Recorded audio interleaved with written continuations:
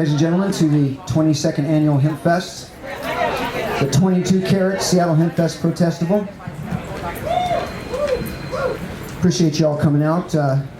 We had to pull some serious strings to get that rain to blow away and get this sunny weather.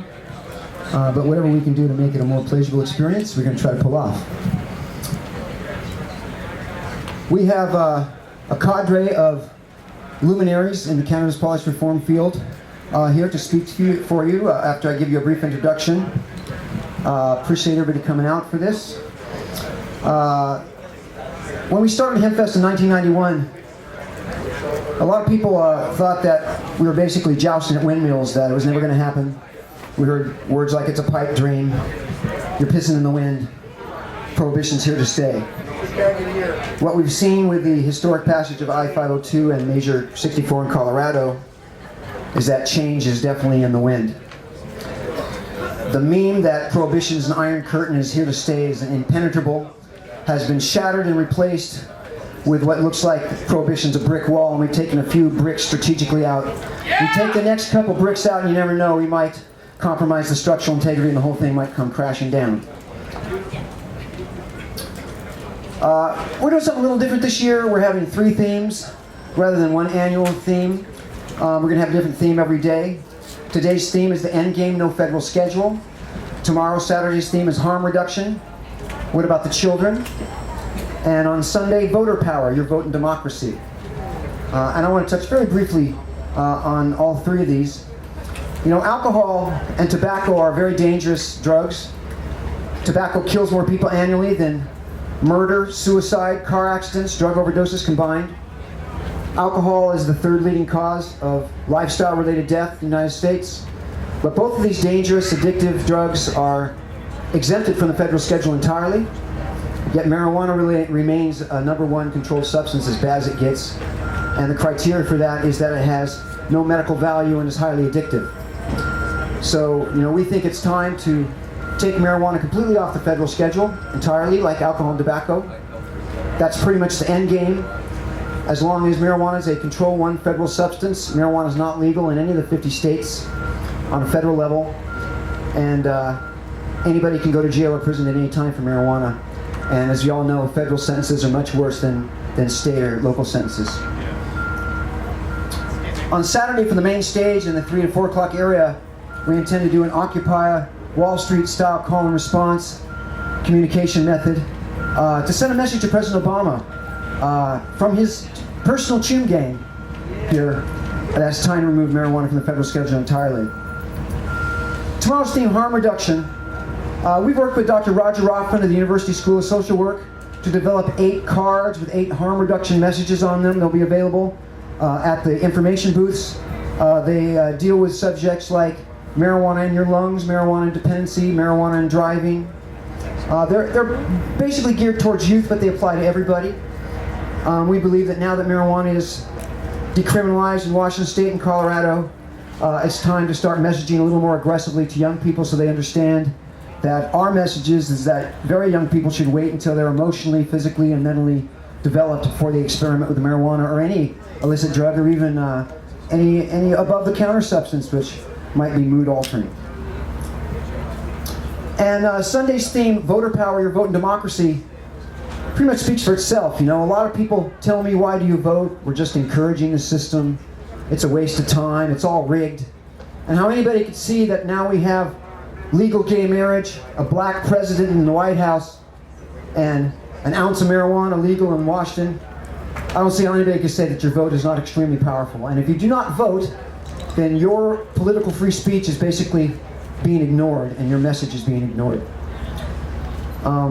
Our voter registration crew, our volunteer voter registration crew here in Hempfest registered 1,800 new voters, Washington State voters last year. We're very proud of that. There's been some very large elections that have been determined by less than 1,800 people. But we're not going to be happy until we can register 18,000 people to vote. So we're going to be trying to do that this year. On that note, we do have both Mayor McGinn speaking tomorrow and Senator Ed Murray speaking today from the main stage.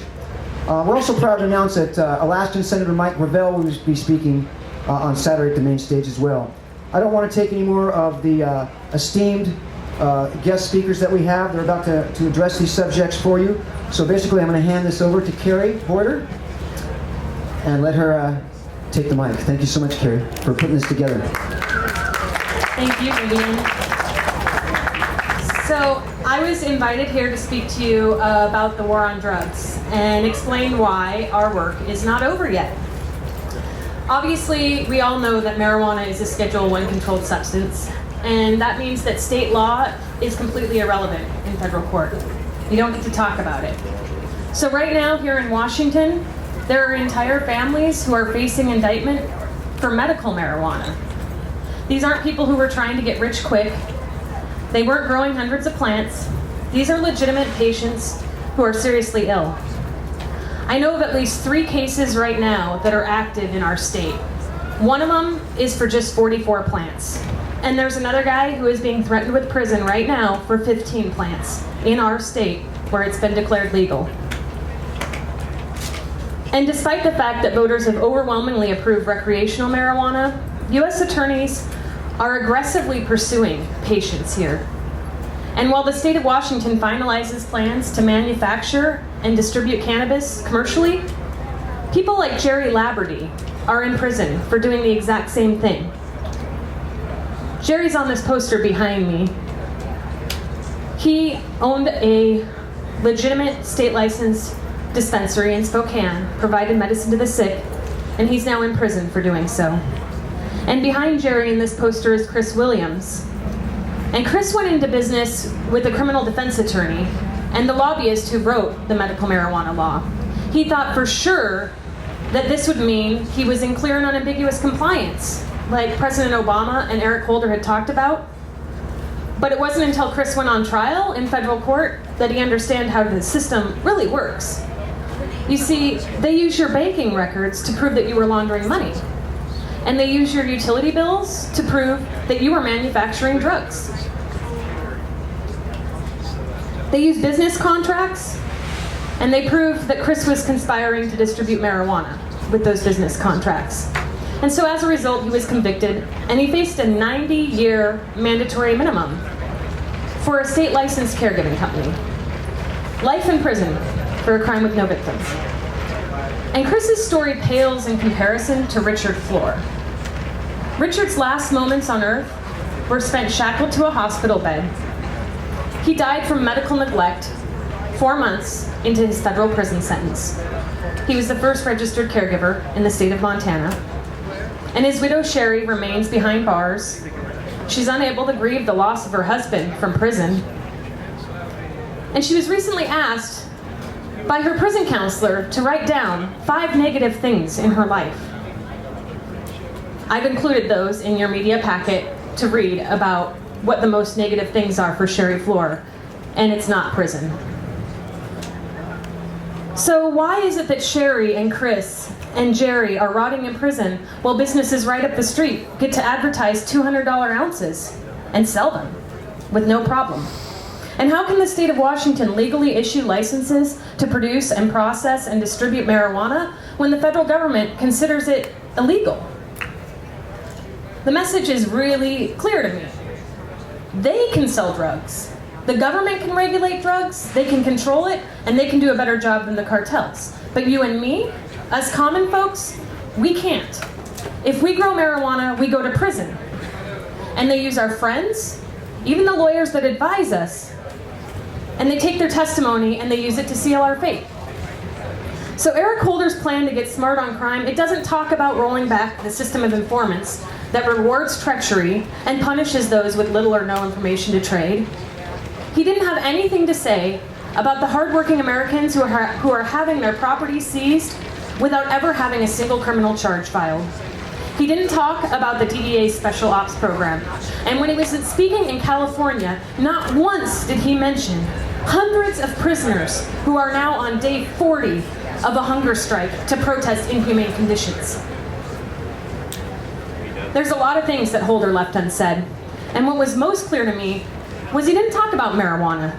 He applauded states for leading the way on ending mass incarceration, but there was no mention about us leading the way when it comes to decriminalizing cannabis. So while Dr. Sanjay Gupta apologizes publicly for misleading the public on this topic, Our country's Attorney General has nothing to say about something that half the country agrees on. If Holder's serious, he can start by respecting the medical marijuana laws in 20 different states and the District of Columbia. And if he wants sweeping change, he can remove cannabis from the Controlled Substances Act. If these leaders really want to slash the $83 billion budget for imprisonment in this country, they can start by demanding the immediate release of every prisoner who's being held for a cannabis crime.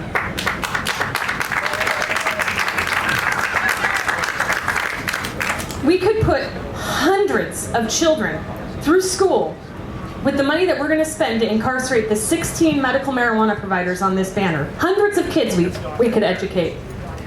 Ignorance is not bliss. We can't wish away this problem, and ignoring the conflict doesn't make it any less real. So with that, I'm going to hand it over to Douglas Hyatt, who can explain more about some of the legal minefields that come with trying to regulate an illegal substance.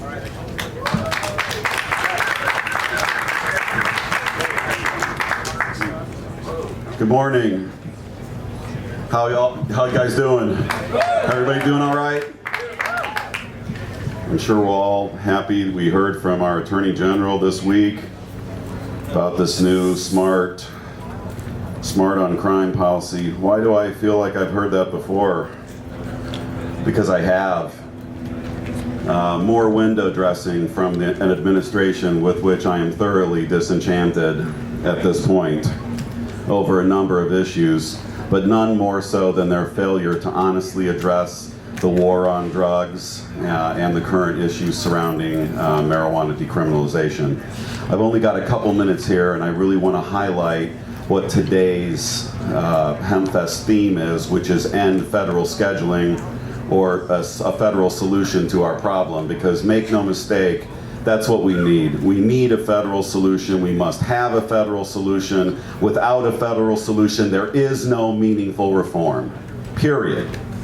So we have got to get a federal solution. We got to get it in place. One of the ways we could do that would be to have the federal government, the administration, deschedule marijuana. Take it out of Schedule 1. Everybody knows it's bullshit, it's in Schedule 1. There are 4,000 peer-reviewed papers written by doctors all over the world. There's 5,000 years of history in the Chinese pharmacopoeia. We've studied marijuana long enough. We know a lot of things about it. We need to know a lot more. So let's lift the research ban, get rid of the scheduling, and get going. That would be one solution, but since we're into the second administration, and this is when all the change is supposed to be happening that they couldn't do in the first administration because they were afraid they weren't going to get reelected and all that shit, well, you know, now's the time to push on some of these things. And if they're really going to put their money where their mouth is, now's the time to force them to do it. So we push for descheduling. We also push and we try to get guys like Dana Rohrabacher and Sam Brownback's Truth in Trial Act. We need to get in touch with Patty Murray and Maria Cantwell. Where are they? Where are they? Why aren't they helping us? That's our federal link. Those are our senators. They need to be educated on this. They need to hear from you. Because without a federal solution, nothing's gonna work. We've got a situation in this state that's as absurd as any in the country, because we have Eastern Washington, where you have Michael Ormsby, U.S. Attorney, and then we have Western Washington, where you have Jenny Durkin, U.S. Attorney. Justice should not matter. It shouldn't turn on where you live if you're going to experience justice, but believe me, in this state it does. There's a guy in Spokane, Carrie alluded to, he's looking at federal prison because he's been charged in federal court for 15 plants. I don't know how much more clear and unambiguous you can get in terms of being in compliance, but they don't care. They're proving a point. They've got people from Yakima, Spokane, Okanagan, Stevens County, everywhere. These people are under attack by the federal government. They're not safe because the U.S. Attorney on that side of the mountains will file the stuff. It's discretion, but it results in an equal protection violation. You're safe over here, you're not safe over there. How are they going to solve that problem? You know, vis-a-vis 502, they want to have big grows in Eastern Washington. Take this lawyer's advice. Let it sit for a couple years. Don't rush over there and plant 50,000 plants, okay? because it ain't gonna work. That's the problem. The federal government, their law reigns supreme according to the Constitution. They can make it stick. They have the ability to wipe out 502. The organizers, the people that got it passed admit that. The federal government can do that. It can also just come in and pick people off little by little. What really needs to happen here is what Vivian said at the beginning. We need to get enough bricks out of this wall to make that motherfucker fall down. And the way that we do that is we put the pressure on him politically. We got him on the run. The truth is out there. It's loose. It's a dangerous thing, and they know that. So they want to keep lying. They want to drag up old stuff. They want to try and paint everybody as gangsters. They want to divide the movement and have people say, oh, those guys must be doing something wrong. They got busted. Bullshit. You don't have to do anything wrong to get busted. They can bust you anytime they want. Everything remains illegal.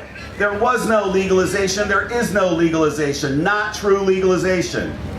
It's not there. We're not there yet. You can still be busted at any moment. They don't need an excuse to do it. And that is the reason why our work hasn't even begun on a serious level to get real reform going. It hasn't even begun. We got to double up and fight twice as hard as we ever fought before if we want to get this done now. Because now they can say, oh, we already did it. We already got that done. Well, we didn't get it done. And we got to do it now. And you guys are the ones that do it. You guys are always the ones that do it. Not the people up here talking and not the people on the news and all that crap. You guys. You guys are the ones that call your senators, call your congressmen, put the heat on, get them at the ballot box, make them accountable, make them explain why Richard Floyd died in prison, make them explain, hey, Patty Murray, what's up with Chris Williams? Yo, he's down in Sheridan doing 5 years. What's up with that? For following the law. We need to ask these people some questions, we need to speak some truth to power, and we need to get some goddamn meaningful answers. Act up, fight back. Right on. Yeah. Let's do it. I gotta run. I'm gonna be around. I'd be happy to talk to anybody that wants to talk about this stuff. I hope that everybody realizes, you know, the old saying, no one can do everything, everyone can do something. It's really true. So pick up that goddamn phone and give Patty Murray a call, will ya? Thank you.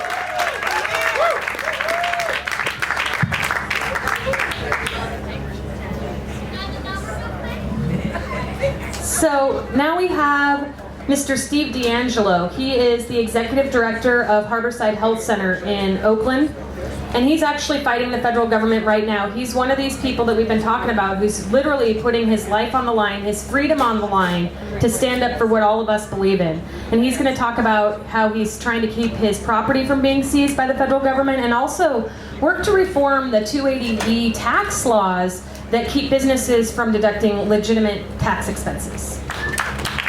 Thanks so much. Thanks so much. It's great to be here at this Hempfest of all Hempfests. Yes. We do, of course, still have a long way to go, but we need to remember how far we have come. Let's remember that. I first came to this event in 1992.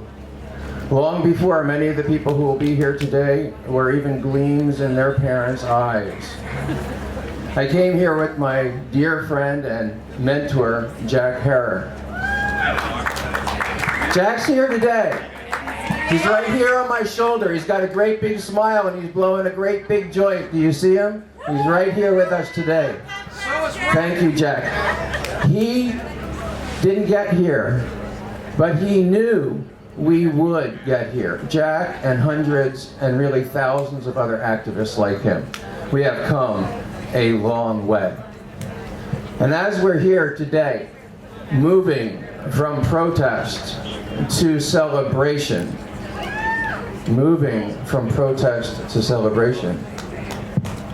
it's a special time. There's still a lot of work in front of us. No doubt. Now that we have been entrusted by the voters, we need to prove that we are worthy of that trust. There's still a huge amount of stigma. and shame and ignorance that surrounds this plant. It's now our job to start reintroducing cannabis to the rest of our community, to the rest of our fellow citizens who have been affected by that ignorance. It's time to start providing an example of a responsible, legally compliant cannabis industry that probably is the most single effective thing that we're going to be able to do to get the work done everywhere else. Of course, Washington is just a beginning. We still have 48 states to go in this country and many other nations around the world.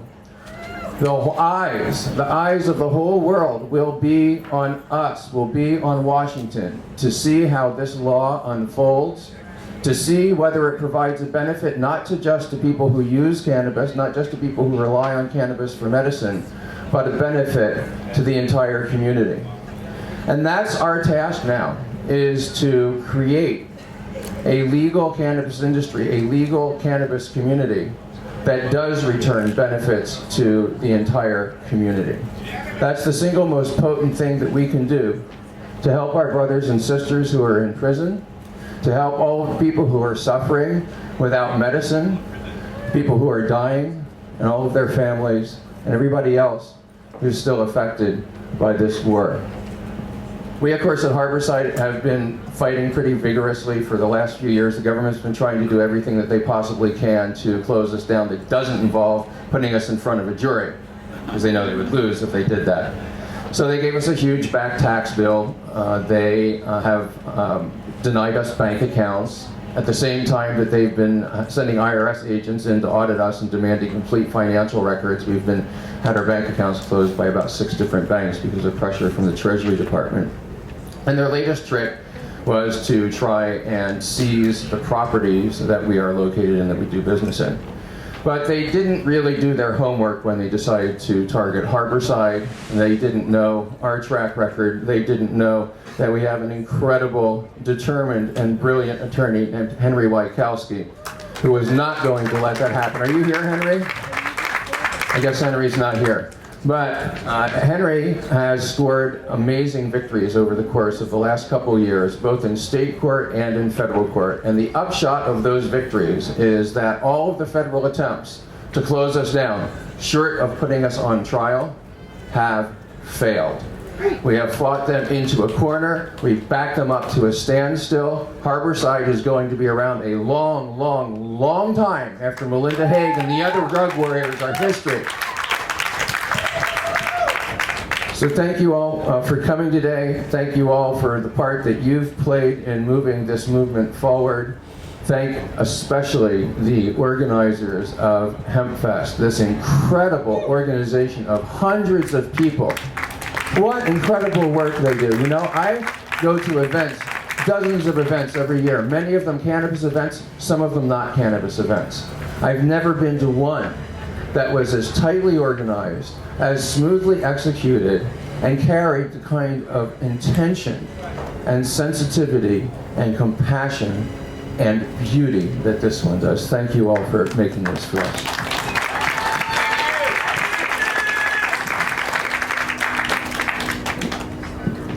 So Steve mentioned Henry Wykowski. He's one of about 120 speakers that we have, who are all amazing in their own right. We obviously didn't want to put them all up here in front of you, but there is some information on the table in the back where you can learn more about all of our speakers. And of course, if you want to get in touch with any of them, feel free to contact us and we will put you in touch for interviews if you're interested in that.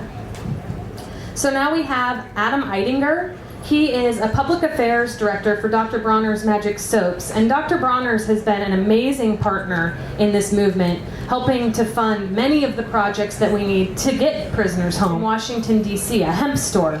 And he had to go through his own battle with the federal government over that hemp store. So he's here now to talk about that, as well as some of the federal restrictions that keep us from being able to talk about the agricultural commodity that is hemp. Thank you. First, I think there was a request for Patty Murray's phone number. It's 206-553-5545. If you want to call, you call her right now if you feel hot under the collar. So everybody know about a group called Vote Hemp. This is a group that's been working since 2000 to re-commercialize industrial hemp in the United States. And I was working for Dr. Bronner's, but also volunteering as the communications director for Vote Hemp for many years. And we had to fight just to preserve the hemp food market in the United States. A lot of people don't realize that in 2001, right after September 11th, the federal government tried to ban hemp foods and hemp cosmetics, which would have banned our soaps. How ridiculous is this? You know, this is omega-3 rich oil that can be used on a lot of different products, and it was being banned supposedly because it was a drug, and it wasn't. It was not scientifically based.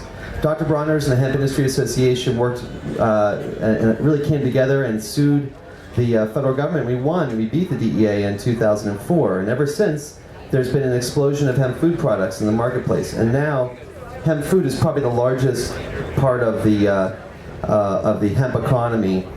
Although you have other industries like fiber and insulated concrete. These are all really great things. In 2007. I was given permission to sort of take some time away from Dr. Bronner's to open up a hemp store in the nation's capital, because there was no hemp store in the nation's capital. There were no head shops in the nation's capital, and this was a place that is not cannabis friendly. So we felt like we were taking a risk just opening a hemp store. Well, we were open for almost 5 years before we were raided and closed for sale of drug paraphernalia. We were not actually convicted of anything. We were strong-armed and forced out of business. We only sold pipes to people who expressed they were for tobacco use. If you came in and said you were going to use it for medical marijuana, we would not sell it to you. We had to be that way just to keep this thing open. But despite all that, it was the cultural center of the cannabis community for a number of years. There was no other place like it, and if you wanted to find out what was going on with maybe the medical initiative that we passed in 1998 is going to be finally implemented, well, that discussion was taking place in this store. The police didn't like it, of course, they targeted it, and they put us out of business. I want to point out a couple things. The federal government is totally out of step with the people of this country at this point. And we know it, and all the cannabis consumers around the world know it. But do people in Washington, D.C. know it? The actual people who live there. There's 600,000 of us who are residents of the nation's capital. We don't have senators, and we don't have a congressman. We have a non-voting delegate in Congress. Eleanor Holmes Norton is her name. And meanwhile, we have the highest per capita arrest rate for marijuana in the world. Not just America, but in the world. People focused on New York a couple years ago. DC is worse. And this is a majority black city. Majority minority city. No coincidence there. Can anyone guess what the arrest rate is? Annually, your chances of being arrested for marijuana in DC are greater than 1 in 100. That's 1 out of every 100 people every year is arrested for marijuana in the city. Last year alone, combined total from all agencies, over 7,000 marijuana arrests in the city. These are for simple possession. These are small possession amounts. So, while on one hand I started this discussion, started my presentation with hemp, I want to point out that hemp is illegal because of the marijuana laws, and until scheduling is changed, hemp will not really be commercially viable in this country. We do have hemp farming now in Colorado that's taking place, and there's some hemp farming happening in other states, sort of secretly. And these are non-drug varieties of industrial hemp. But really, when it comes down to it, it's never going to be commercially viable until federal scheduling changes. So just like the folks who are suffering in the medical community, people who are also saying that this should be commercially available for everyone, there's also the industrial hemp community, and it's being locked out. And there's so many environmental benefits. We can be using it for paper, we can be using it for fuel, and there'll be more of that at the Hempfest, and I think my time is up. So I'm just gonna, I'm available for if anyone wants to talk to me afterwards further. But I think it's important people remember that the drug war is not over, and yeah, moderator's here. The drug war is not over, and people out west really have a much better situation than people back east right now. And I'm so happy to be here. This is my 8th year attending Hempfest. It's the best Hempfest in the world. I think it's a great place for the global cannabis community to come together, and I hope you guys keep rocking it every year. Thank you.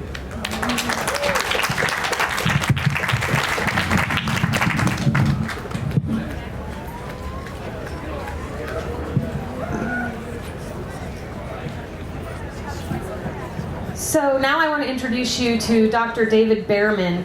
he is able to tell us about all of the incredible life-saving applications of cannabis.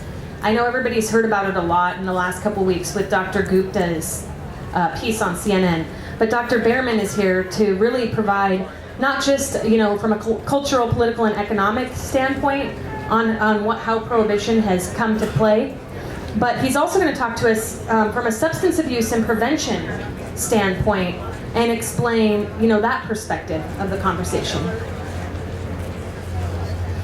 Hi. Thanks again for putting this on. Thanks for having me. I've got a lot to tell you about. I want to mention that I've been at this for a long time. I'm a 1967 graduate of the UW Medical School. Even though I practice in California, I've got a few acres of land on Bainbridge Island. I'm only growing trees right now. I helped start the third free clinic in the country, the Seattle Open Door Clinic. And I've been involved in drug abuse treatment and prevention in one way, shape, or form for over 45 years. And one of the things that we found, those of us practicing cannabinoid medicine, is that cannabis is an exit drug.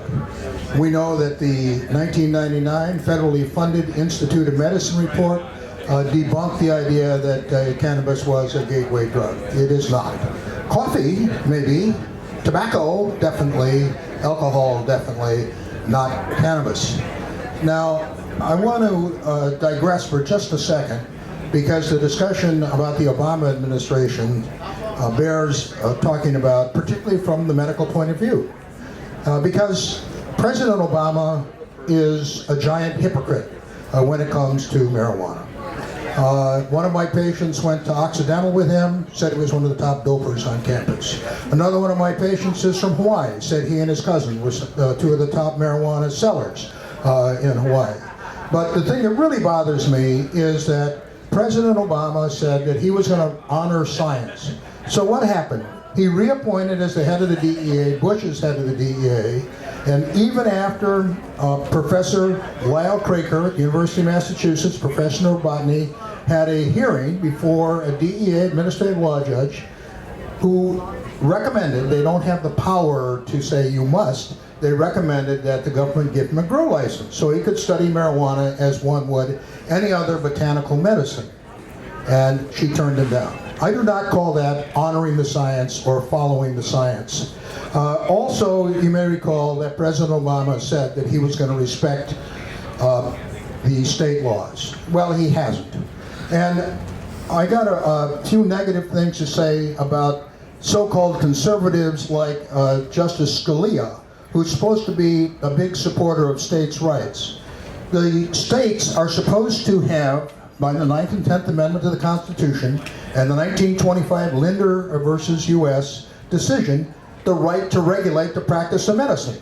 So I'm not talking about recreational use of cannabis. I mean, I think that's important, but I'm here to talk about the science. And the states have the constitutional right to regulate the practice of medicine. And in fact, in a case in 2005, a 6-3 decision where Justice Scalia and Justice Kennedy joined the four so-called liberals, they said, oh no, if you grow marijuana in your backyard and smoke it in your living room, that has an effect on interstate commerce.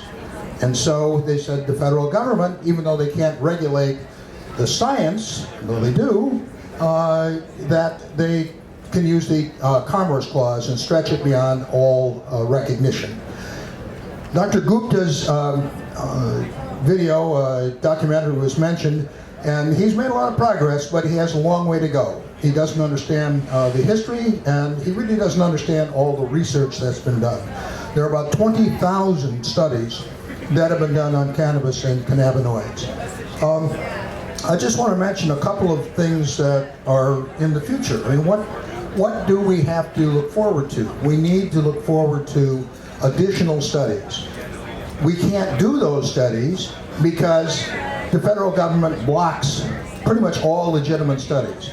The only place where we've been able to have some decent science done was down in California, at the California Cannabis Research Center.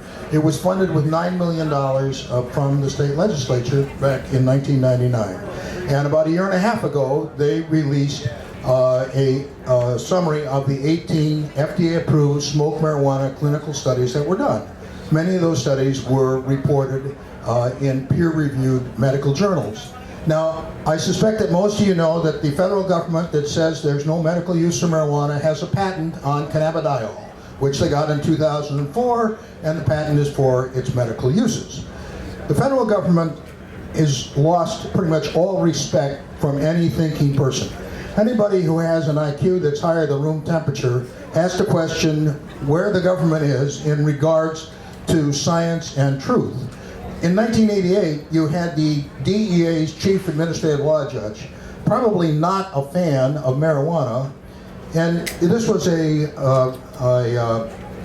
rescheduling hearing, and he recommended that it be rescheduled. And in his finding of fact, Chief DEA Administrative Law Judge Francis Young said this is one of the safest therapeutic agents known to man. We know that cannabis, for those of you that saw the thing on CNN, it's an anti-seizure medicine. As a matter of fact, the first modern piece of research was done in 1949. And that's why I say Gupta needs to learn a few things. He said it goes back to the 1970s. You know, off by 25 years. Not too bad in this environment. The other thing we need to look at is irritable bowel syndrome, Crohn's disease. There have been some fantastic results that people have had. You've got the federal government screaming about opiates, excessive use of opiates. I wish I had time to talk about that, but the use of cannabis is one of the important things that a doctor can recommend to a patient that they can use that will decrease their reliance on opiates for pain. I want to jump to talking about cancer. There's a wonderful video that I recommend to you called "What If Cannabis Cured Cancer?" And we have seen over and over again anecdotal reports of patients who have taken cannabis, often in conjunction with conventional treatment, in which their cancer has gone away.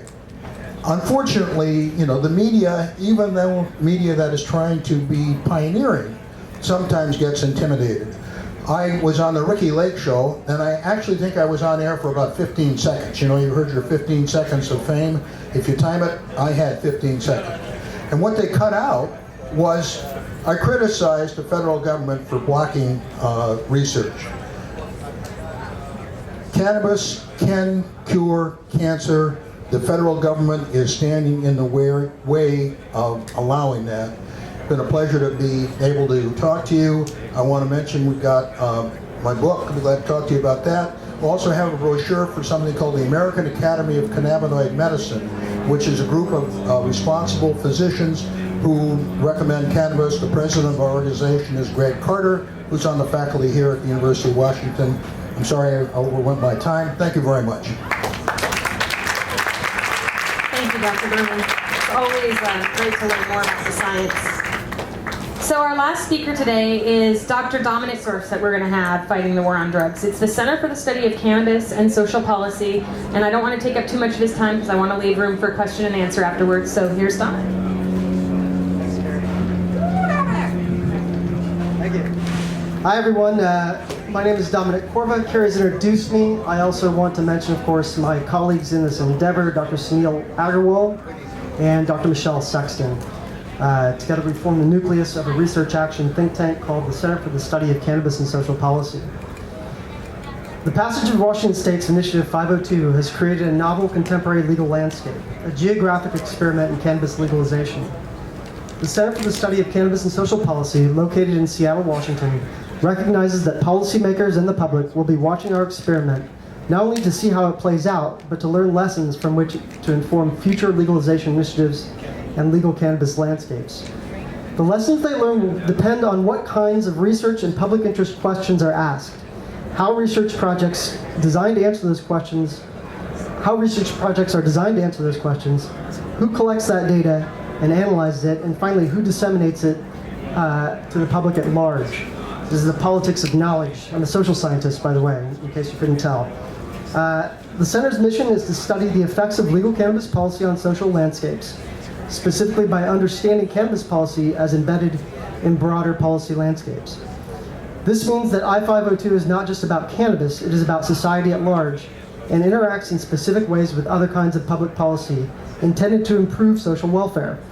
Cannabis has diverse uses, including but not limited to food, fiber, and medicine, all of which have existing regulatory frameworks that interact with cannabis-specific policy in observable ways. Cannabis is also a diverse economy with environmental and economic practices that can now be regulated through legal frameworks in combination with existing self-regulation in gray and black markets. How cannabis is regulated here in Washington State is going to be of great social significance, establishing an innovative model that will shape how cannabis is regulated in future places and times. Our unique approach to learning from Washington as a geographic experiment is rooted in the observation that the cannabis reform movement, like the laws which have prevented the formalization of knowledge about what kinds of human cannabis relationships are possible, has always been about far more than the plant itself. For many years, social scientists, NGOs, and civil society organizations have been documenting this as part of a mission to understand the harms caused by drug war policy, rather than inherent properties of the drugs themselves.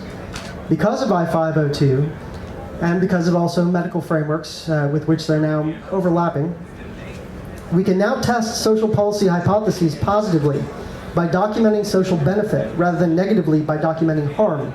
For example, we can ask, can cannabis legalization work for a more democratic economy as a broader social goal? Our unique approach is that we ask social questions of a policy terrain that is not new, rather it has a new part, and with which we are concerned for reasons beyond the promotion or demonization of cannabis politics, culture, and economy. The primary methodologies for doing so are A, to produce new research from which lessons about cannabis legalization can be learned, that are about the place of cannabis in society, as well as the place of social values in emerging legal cannabis landscapes. B, to house and help fund affiliate research compatible with the Center's mission statement and unique interdisciplinary approach, and C, to make that research available to policymakers and the public. As a nonprofit research action think tank with professional and social networks that cross political, cultural, economic, and geographic lines in Washington State and beyond, we are in a position to inform landscapes of legalization from the standpoint of how to make the world a better place. I want to add that in 1972, the Schaefer Commission published its report, Marijuana, a Signal of Misunderstanding. And in some ways, we're finally getting back to 1972. I want to read you the concluding paragraph from their document. This was Nixon's appointed commission to study what to do about cannabis and drug policy. Considering the range of social concerns in contemporary America, think foreclosures, unemployment, profoundly undemocratic economies centered in Wall Street, where we're dependent on Wall Street rather than the other way around. Considering the range of social concerns in contemporary America, and do consider them, marijuana does not, in our considered judgment, that would be the Schaefer Commission, rank very high. We would de-emphasize marijuana as a problem. The existing social and legal policy is out of proportion to the individual and social harm, or perceived individual and social harm, engendered by the use of cannabis. And their concluding sentence, which was completely ignored and now we can get back to replace it, we have attempted to design a suitable social policy, which we believe is fair, cautious, and attuned to the social realities of our time. Those realities have changed a great deal in the last 40 years, but I submit to you that we still have a long ways to go. History is not inevitable, and we need to all take action to make sure that, that things move forward rather than moving backward as they did after 1972. Thank you very much.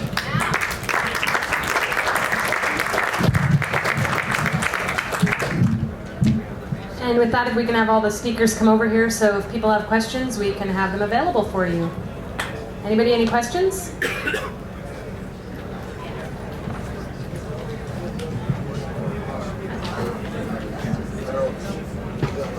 My name is Kazu Motokura, reporter of Kyoto News, Japanese news agency.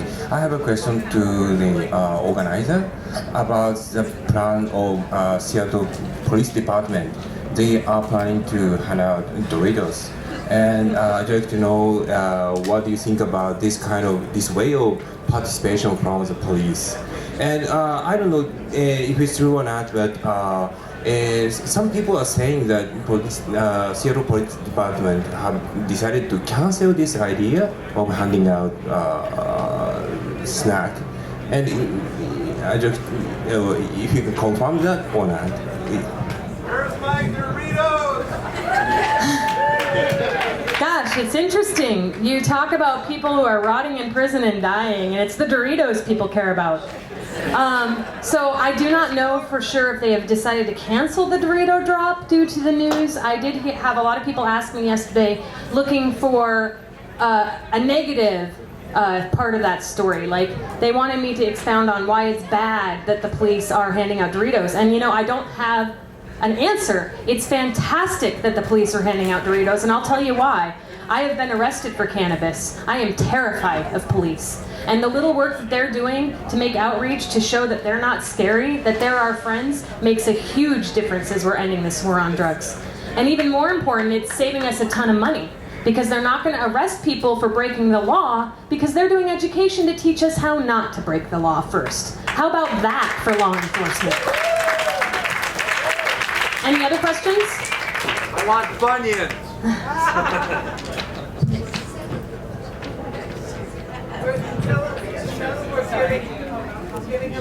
Hi, Mercedes with Sativa Magazine. And my question, one of the themes I picked up throughout this press conference was that there's actions we need to be taking, we the people, to help make legalization a reality. And obviously contacting our representatives are one of them. But what other things do you think people should be doing right now to help end federal scheduling? Does anybody else want to talk about that?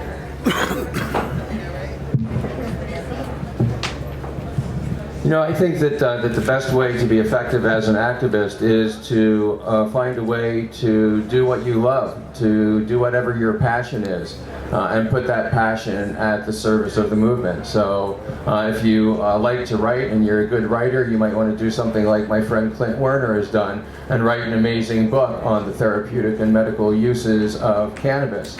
If you are an amazing designer and you like to make puppets, then maybe you want to construct something like the great big giant puppet that we made of Melinda Haig that we took outside of the federal courthouse. If what turns you on is numbers and accounting and spreadsheets, well, you know, there's dozens of activist organizations out there that would love to have some of that kind of skill put at their service. The fact of the matter is that for most people, activism is something you will do in your spare time. So find the thing that turns you on, the way that you really like to spend time, whether it's doing art, whether it's making music, whether it's writing books, whether it's doing accounting, and put that at the service of the movement. Right on, I think those are great suggestions. The other thing I just want to tell everybody is don't forget that you are a change agent all the time, everywhere you go. If you're standing in line in the grocery store and you've got a November coalition, there is no justice in the war on drugs t-shirt on, or if you're standing in line at the pharmacy at Costco like I was, you might be able to get a dozen people engaged in a freewheeling drug policy reform discussion right there, standing in line. And you can do that when you're checking out at the grocery store. You know, oh man, what's going on? Hey, nothing. Oh wow, that's, you know, let's reform some stuff. You can talk to people anywhere. Don't be afraid to talk to each other. That's how silence equals death. Remember that old thing? It's true. Talk your head off. Talk about positive experiences. Talk about how the drug war is bullshit. Talk about how your friends are in prison. Talk about how they're wasting $60 billion a year, every damn year, you know, for 30 years. Talk about the facts and be a change agent everywhere you go. I want to pick up on the themes that have already been laid down. A story is important, and Gupta focused on this one girl that had intractable seizures. I have patients that have paraplegia, quadriplegia, various kinds of intractable pain, and if you're willing to put yourself out there, you are the story. The other thing is to get people to look at the science, get them to take it seriously. I get emails every week from students who said, I'm going to do a term paper. They're junior high school, junior college, and I'm going to do it on medical marijuana, and doc, can you give me some places to look for this information? Send letters to the editor. Make them make sense. Be responsible. Be respectful. And the last thing that I would suggest is be politically active. In the last election, I was so fed up with Obama and so impressed with Dr. Judge Gray, who was the Libertarian candidate for vice president, that I supported the Libertarians. They're right on 25% of the issues and crazy on the other 75%. But I still think that it's worthwhile to get involved in politics, and we've seen that neither the Democrats or the Republicans are responsive to the will of the people. You're the people. You get out there and act as has been told before you. So I want to echo what everybody's been saying so far is look at yourself, obviously, and be the change you want to see in the world. I also want to say that I think it's very important to reach out and engage with people who disagree with you. I think that it's important to understand that people are afraid, and instead of calling them stupid when they are afraid and they're expressing a fear. At the LCB meetings, there were the only African Americans that came to talk were people from those communities who were afraid of what it was going to do to them. Those people should actually, they should be involved in this conversation. They need to be engaged with. We need them on our side. They don't need to be passive groups that are not linked to this policy issue, because it's only about cannabis.